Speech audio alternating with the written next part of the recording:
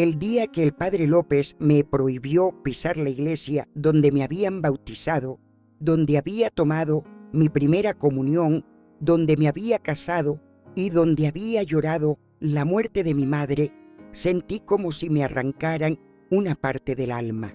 Pero también sentí algo que no esperaba, una rabia fría y calculada que me hizo entender que había llegado el momento de enseñarles una lección que nunca olvidarían. Todo había empezado 6 meses antes, cuando decidí divorciarme de Manolo después de 30 años de matrimonio. 30 años soportando sus borracheras, sus gritos, sus noches sin volver a casa, sus manos que se alzaban demasiado rápido cuando no le gustaba lo que yo decía. 30 años siendo la esposa perfecta de un hombre que me trataba como un mueble más de la casa. La gota que colmó el vaso fue el día que llegó borracho y me empujó tan fuerte que me rompió 2 costillas. Mientras estaba en el hospital, sola porque él había desaparecido durante 3 días, tomé la decisión más importante de mi vida. A los 63 años, Visitación Morales iba a ser libre. El divorcio no fue fácil. Manolo intentó quedarse con todo, incluyendo la casa que yo había comprado con mi herencia familiar y el negocio de bordados que había montado con mis propias manos. Pero yo tenía una ventaja que él nunca sospechó. Durante años había estado guardando pruebas de sus infidelidades, de sus gastos en apuestas, de sus problemas con el alcohol. Mi abogado, una mujer joven y eficiente, me ayudó a conseguir un divorcio que me dejó con todo lo que era mío por derecho: la casa, el negocio, mis ahorros. Manolo se quedó con sus deudas, su alcoholismo y su rabia, pero la libertad tenía un precio: el juicio de mi comunidad. En un pueblo pequeño como el nuestro, donde todo el mundo conoce la vida de todo el mundo, una mujer de 63 años que se divorcia no es vista con buenos ojos. No importa que el marido sea un borracho violento, no importa que ella haya soportado décadas de maltrato. Lo que importa es que ha roto el sacramento del matrimonio, y las primeras en juzgarme fueron las beatas de la iglesia. Doña Carmen, la presidenta de las Hijas de María, fue la primera en hacérmelo saber. Me abordó a la salida de misa un domingo, rodeada de sus seguidoras como una bandada de cuervos vestidos de negro. «Visitación», me dijo con esa voz dulce que usaba para esconder el veneno. «Me han dicho que te has divorciado de Manolo». «Así es», respondí sin bajar la cabeza. «Ay, hija mía, qué pena me das. El matrimonio es para toda la vida, en las buenas y en las malas. No se puede romper lo que Dios ha unido». «Dios no unió nada», repliqué. «Fueron mis padres los que me obligaron a casarme con un hombre que me doblaba la edad cuando yo tenía 18 años». «No digas barbaridades», me reprendió. «El matrimonio es un sacramento sagrado. Una mujer decente no abandona a su marido. Una mujer inteligente no se deja matar por él». Doña Carmen se persignó como si hubiera dicho una blasfemia. «Visitación, me temo que, mientras sigas en pecado, no puedes participar en las actividades de la iglesia.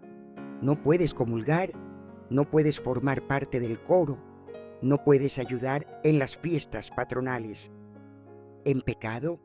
¿Por librarme de un maltratador? ¿Por romper un sacramento? ¿Por dar mal ejemplo a las jóvenes? ¿Por escandalizar a la comunidad? Me quedé callada, no porque aceptara sus palabras, sino porque me di cuenta de que estaba frente a una pared de ignorancia y fanatismo que ningún argumento podía romper. Las siguientes semanas fueron un calvario. Las miradas de desprecio en la calle, los cuchicheos cuando pasaba, las madres que apartaban a sus hijas cuando me veían, como si el divorcio fuera contagioso. Pero lo que más me dolió fue el domingo que fui a misa. como había hecho durante 60 años, y el padre López me paró en la puerta. Visitación, necesito hablar contigo. Buenos días, padre. ¿Pasa algo? Me han llegado quejas de varios feligreses sobre tu situación. Mi situación, tu divorcio, tu decisión de vivir en pecado. Padre, yo no vivo en pecado. Vivo en paz por primera vez en 30 años. El matrimonio es indisoluble. Visitación. No puedes divorciarte y pretender seguir siendo una buena católica. ¿Y Manolo? Él sigue siendo un buen católico a pesar de haberme maltratado durante décadas. Los problemas matrimoniales se solucionan con oración y paciencia, no huyendo. Padre, usted sabe lo que es que tu marido te rompa las costillas de una paliza. El padre López se incomodó. Visitación. No puedo permitir que continúes viniendo a misa y dando mal ejemplo. Mientras no rectifiques tu situación, te prohíbo entrar en esta iglesia. Me quedé sin aire. La iglesia donde había pasado mi vida entera, donde había encontrado consuelo en los momentos más duros, donde había rezado por la salud de mis padres y por la paciencia para soportar mi matrimonio. Esa iglesia me cerraba las puertas por buscar la felicidad. ¿Está seguro de su decisión, padre?, le pregunté.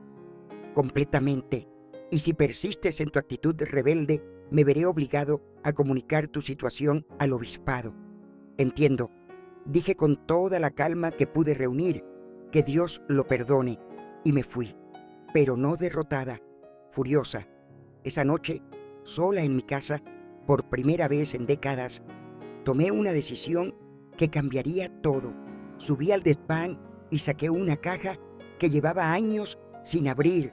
Dentro estaban todos los documentos de las donaciones que había estado haciendo anónimamente a la parroquia durante los últimos 15 años. Porque había algo que el padre López, doña Carmen y todas las beatas ignoraban. Yo era la benefactora anónima que había mantenido a flote su querida iglesia durante década y media. Todo había empezado cuando heredé el negocio de bordados de mi madre.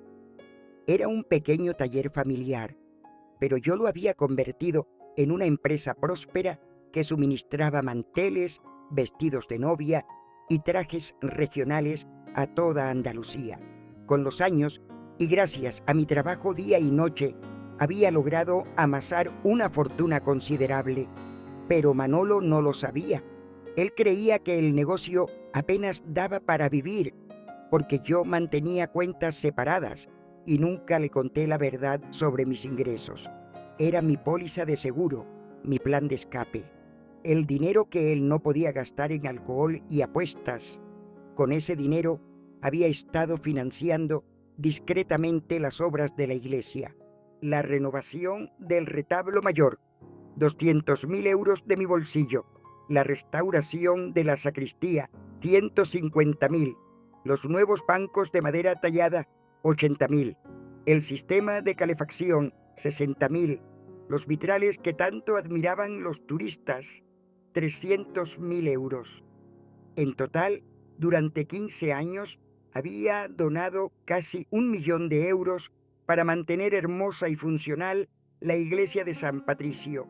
Todo a través de una fundación benéfica que había creado con nombre falso para mantener el anonimato. Pero la iglesia no lo sabía. Creían que las donaciones venían de un devoto anónimo y se habían acostumbrado a recibir cada año los cheques que les permitían no solo mantener el templo, sino vivir holgadamente. Ahora era momento de que supieran la verdad. Al día siguiente fui a ver a mi abogada. Lucía, quiero que canceles todas las donaciones a la parroquia de San Patricio, inmediatamente. ¿Estás segura, Visitación? Llevas 15 años, completamente segura, y quiero que les envíes una carta explicando por qué. ¿Qué quieres que les diga? La verdad, que la benefactora anónima que ha estado financiando su iglesia durante 15 años es una pecadora divorciada a la que han prohibido pisar el templo que ella misma ha mantenido. Lucía sonrió con esa sonrisa que ponía cuando sabía que íbamos a hacer justicia. Esto va a ser interesante, va a ser educativo. La carta llegó a la parroquia un miércoles por la mañana. Lucía me contó, después que el padre López la llamó inmediatamente con la voz temblorosa, preguntando si era una broma. No es ninguna broma, padre, le había respondido. Mi clienta ha decidido retirar su apoyo económico a una institución que la ha tratado con intolerancia y falta de caridad cristiana. Pero ¿ella es realmente la benefactora anónima? Durante 15 años, padre, cada renovación, cada mejora, cada lujo que tienen en esa iglesia ha salido del bolsillo de la mujer a la que ustedes han echado por divorciarse de un maltratador. Esto es imposible. Visitación no tiene tanto dinero. Se equivoca, padre. Mi clienta es una empresaria muy exitosa y hasta ahora había sido muy generosa con ustedes. ¿Y ahora? Ahora ha decidido dirigir su caridad hacia instituciones que practican realmente la compasión cristiana. El padre López intentó concertar una reunión conmigo, pero yo me negué. No tenía nada que hablar con él. Los efectos de mi decisión no tardaron en hacerse notar. Sin mis donaciones anuales, la parroquia se quedó sin el presupuesto que había dado por hecho durante década y media. El mantenimiento del edificio, los gastos de calefacción, los pequeños lujos a los que se habían acostumbrado, todo eso desapareció de golpe. Pero lo que realmente les dolió fue cuando empezaron a llegar las facturas de las obras que ya habían contratado para ese año: la restauración del campanario y la renovación del sistema eléctrico. Obras que habían encargado confiando en la donación anual que ya no iba a llegar. La parroquia se encontró con una deuda de casi 200.000 euros que no podía pagar. Fue entonces cuando doña Carmen vino a verme. Llegó a mi casa un domingo por la tarde sin sus seguidoras, con la cara descompuesta y la soberbia por los suelos. «Visitación», me dijo cuando abrí la puerta. «Necesito hablar contigo». «Buenos días, doña Carmen. ¿No debería estar en misa de 7? He venido a pedirte perdón». «Ah, y a suplicarte que reconsideres tu decisión». «¿Qué decisión?» «Lo de las donaciones. La iglesia está en apuros. No podemos pagar las obras del campanario. El padre López está desesperado». «¿Y qué tiene que ver eso conmigo? Yo soy una pecadora divorciada que da mal ejemplo. No creo que mi dinero sucio le sirva de algo». Doña Carmen se puso roja. «Visitación, nosotras no sabíamos que eras tú la que...» «¿No sabían qué?» «La que había estado ayudando a la iglesia todos estos años. ¿Y habría cambiado algo que lo supieran?» Se quedó callada. Las dos sabíamos la respuesta. «Doña Carmen», le dije, «durante 30 años soporté los maltratos de mi marido en silencio porque ustedes me habían enseñado que era mi obligación cristiana. Durante 15 años doné mi dinero a una iglesia que predicaba la caridad. Y cuando finalmente tuve el valor de liberarme de mi verdugo, esa misma iglesia me echó como a una delincuente. Nos equivocamos». «No se equivocaron, simplemente mostraron quiénes son en realidad. ¿Qué quieres que hagamos? ¿Qué podemos hacer para arreglarlo?» «Nada, porque ya he encontrado lugares mucho mejores donde invertir mi caridad». Y era verdad. Con el dinero que antes iba a la parroquia, había empezado a financiar un centro de acogida para mujeres maltratadas en la capital. Un lugar donde las mujeres como yo podían encontrar ayuda, apoyo legal, terapia psicológica y un refugio seguro. También había comenzado a dar becas de estudio a niñas de familias humildes para que pudieran estudiar carreras universitarias y no dependieran nunca de un hombre violento para sobrevivir. Era una forma mucho más cristiana de usar mi dinero que dorar retablos para gente que predicaba el amor, pero practicaba el juicio. Doña Carmen intentó seguir insistiendo, pero yo cerré la puerta con educación, pero firmeza. No tenía nada más que hablar con ella. Las siguientes semanas fueron un espectáculo. El padre López intentó organizar una colecta especial para pagar las deudas de la iglesia, pero los feligreses, que ya aportaban lo que podían en las colectas normales, no tenían fondos extra para cubrir casi 200.000 euros. Intentó pedir un préstamo al banco, pero sin garantías suficientes no se lo concedieron.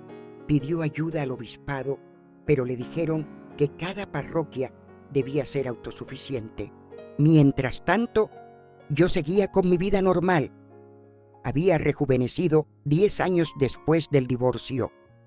Sin el estrés constante de vivir con Manolo, había vuelto a disfrutar de pequeñas cosas: leer por las tardes, cuidar mi jardín, quedar con las pocas amigas que me habían apoyado, viajar de vez en cuando y, lo más importante, había empezado a salir con Aurelio, un viudo de mi edad que había conocido en el centro de acogida donde yo colaboraba como voluntaria, un hombre decente, educado, que me trataba como lo que era, una mujer valiosa, inteligente, que merecía respeto y cariño. La primera vez que Aurelio y yo paseamos por el pueblo, cogidos de la mano, las lenguas empezaron a moverse otra vez. La divorciada escandalosa ahora tenía novio, pero esta vez las críticas me resbalaban. Había aprendido que la opinión de gente intolerante no tenía ningún valor. 2 meses después de la visita de doña Carmen, el padre López apareció en mi puerta. Venía solo, sin soberbia, con aspecto derrotado. «Visitación, por favor, concédeme 5 minutos. Buenos días, padre. Adelante». Nos sentamos en mi salón, él en el borde del sofá, nervioso, mirando las manos. «He venido a pedirte perdón», dijo sin levantar la vista, «y a reconocer que me equivoqué contigo». Así, durante todas estas semanas he estado reflexionando sobre lo que hice, sobre lo que te dije, y me he dado cuenta de que no actué como un verdadero cristiano. ¿Y qué le ha hecho cambiar de opinión, padre? ¿La falta de dinero? Se puso rojo. «Visitación, no voy a mentirte. La situación económica de la parroquia es desesperada, pero no he venido solo por eso. He venido porque he comprendido que eché de la casa de Dios a una mujer que había demostrado más caridad cristiana que todos nosotros juntos». Interesante cambio de perspectiva. ¿Podrías perdonarme? ¿Podrías volver a la iglesia? Padre, ¿usted cree realmente que Dios me condena por haber escapado de un hombre que me pegaba? Number, creo que Dios celebra que encontraras la fuerza para salvarte. ¿Y cree que Dios prefiere que done dinero a una iglesia intolerante o que lo use para ayudar a otras mujeres en mi situación? Creo que la verdadera iglesia está donde se practica la caridad. Entonces ya tiene su respuesta. El padre López se quedó callado durante un rato largo. ¿No hay ninguna posibilidad de que reconsideres las donaciones? Ninguna, pero le haré una propuesta. ¿Cuál? Si la parroquia quiere mi ayuda económica, tendrá que ganársela. Quiero que organicen charlas sobre violencia doméstica. Quiero que inviten a psicólogos y abogados a explicar a las mujeres del pueblo cuáles son sus derechos.